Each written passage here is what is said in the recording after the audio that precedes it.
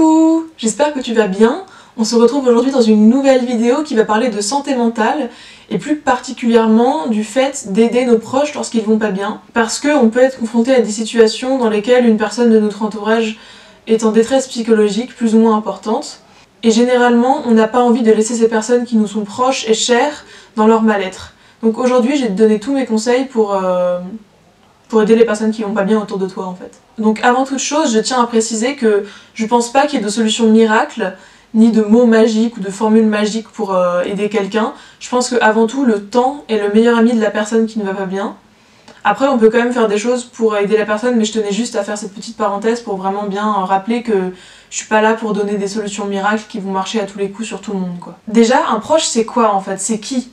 Ça peut être son enfant, donc sa fille, son fils, ça peut être ses parents, ça peut être ses frères et sœurs, ça peut être des amis, ça peut être son chéri, sa chérie, ça peut être plein de personnes différentes, et en fonction du degré de proximité qu'on a avec la personne, on va pas avoir le même comportement en fait. Plus on est proche, et plus c'est délicat et sensible d'aborder la personne. On est entre guillemets en première ligne et pour plusieurs raisons. D'abord parce qu'on a de la peine. Plus on est proche de la personne et plus on va se sentir peiné en fait, c'est normal, parce que plus on est proche de la personne et plus on l'aime.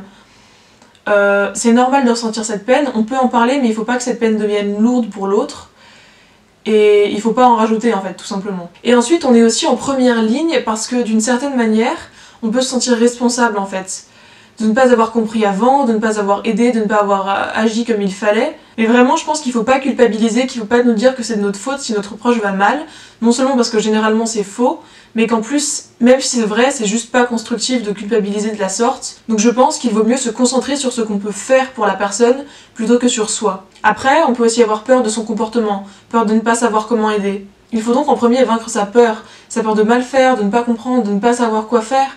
Il faut essayer en fait. Même si c'est juste faire des petites choses simples, mais qui font plaisir, essayer de créer des petits moments de plaisir malgré la difficulté et le malheur, malgré les moments difficiles. Il faut trouver des projets, même tout petits, qui peuvent éveiller le désir de sortir et de s'en sortir pour la personne. Ensuite, je pense qu'il est primordial d'écouter l'autre. Je pense qu'il est primordial de laisser l'autre parler, de ne pas tout ramener à soi et d'écouter ce que la personne a à nous dire, quand elle a des choses à nous dire. Pour avoir une écoute efficace, entre guillemets, je pense qu'il faut pas être dans le jugement, je pense qu'il faut juste être une oreille attentive qui est dans une écoute active. Ce que j'entends par écoute active, c'est qu'il ne faut pas écouter passivement en pensant à autre chose ou en pensant que on ne sert juste qu'à écouter, mais il faut se demander qu'est-ce que je peux faire, qu'est-ce que je peux lui répondre. Il faut réfléchir à ce que la personne nous dit pendant qu'elle nous le dit. De plus, bien évidemment, il ne faut pas couper la parole de l'autre, mais il peut être utile de ponctuer l'écoute par des petites onomatopées ou des petits mots comme oui, je vois. Ah, je comprends, ouais, je comprends pourquoi tu m'avais dit ça l'autre jour. Ah ouais, je suis d'accord, ouais. Ou alors, par exemple, de montrer la surprise lorsque l'on est surpris. Ensuite, je pense que même lorsqu'on n'a pas vécu grand chose de similaire, on peut conseiller la personne qui est en face de soi. Suite à l'écoute active, on peut se dire bon, maintenant j'ai écouté, j'ai plus rien à faire. Non, au contraire, je pense qu'il faut répondre quelque chose et que c'est important de répondre quelque chose. On peut tout d'abord conseiller d'en parler avec telle personne. Si par exemple on sait qu'un de nos proches a vécu quelque chose de similaire, eh bien on peut dire ah, je sais que X a vécu telle chose, je pourrais te filer son numéro, je pourrais lui en parler pour qu'il t'en parle, etc. Ou tu pourrais aller lui voir directement. Et après, on peut aussi parler de son expérience personnelle.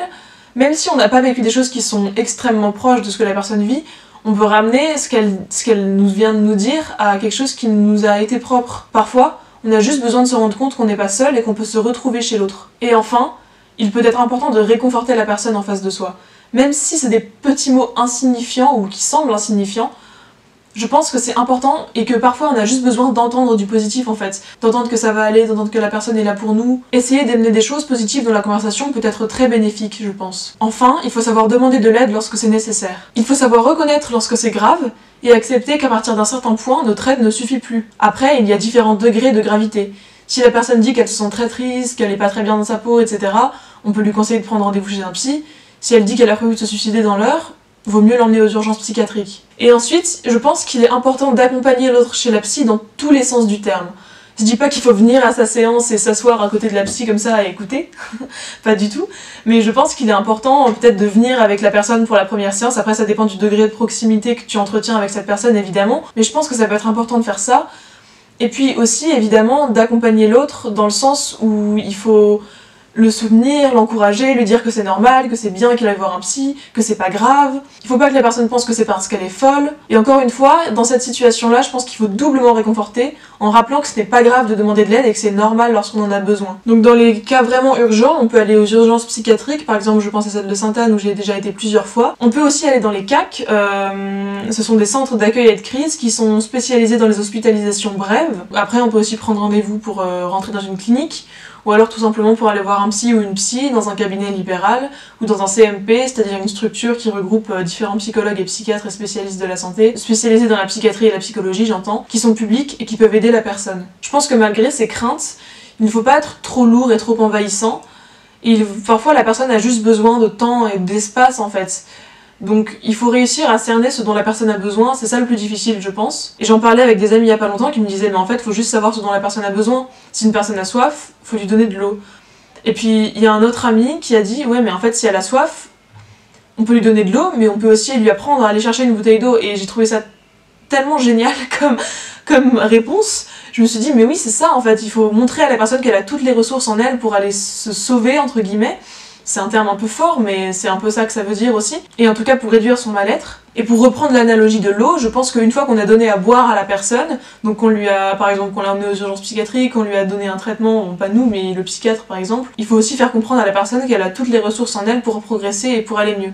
Enfin, certaines personnes penseront que lorsqu'on est un proche de quelqu'un qui ne va pas bien, il faut être toujours positif, toujours encourageant et ne pas montrer qu'on va pas bien. Je suis pas tout à fait d'accord avec l'idée selon laquelle on n'a pas le droit de flancher. Je pense qu'on a le droit d'avoir ses faiblesses, ses blessures, ses tristesses et de souffrir en fait, même si notre proche ne va pas bien. Il peut même être constructif d'en parler avec l'autre en fait. Cependant, si un de tes proches ne va pas bien et que toi aussi, cela peut être très utile, voire recommandé d'aller consulter à ton tour, de se faire aider, de voir un professionnel de la santé qui pourra t'aiguiller et te faire aller mieux. Bien évidemment en fonction du degré de proximité que tu entretiens avec la personne. Si c'est ton frère, ta sœur ou ta fille, tu vas peut-être plus facilement te sentir concerné et avoir besoin d'aller en parler à quelqu'un d'autre, donc un psychologue ou une psychiatre, que si c'est un de tes amis lointains avec qui tu en as parlé une fois, évidemment.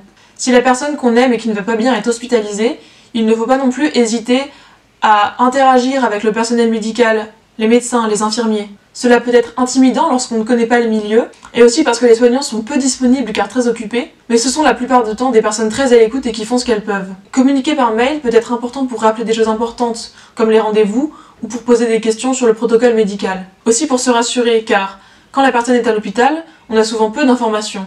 Enfin, il ne faut pas oublier de prendre soin de soi, de respirer, de se changer des idées, parce qu'un bon moyen d'aider quelqu'un, ça peut aussi être de lui montrer qu'on va bien et que c'est possible d'aller bien. Bien évidemment, il ne s'agit pas de la rabaisser en lui disant « Oh, tu vas mal, c'est pas bien, regarde-moi comme c'est facile d'aller bien », loin de là, je dis pas ça du tout.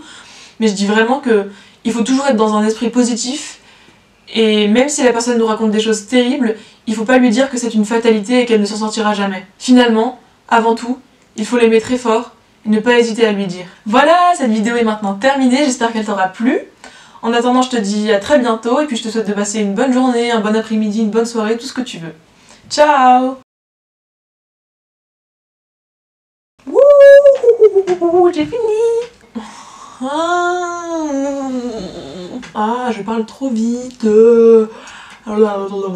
Okay. Je parle trop vite. Oui.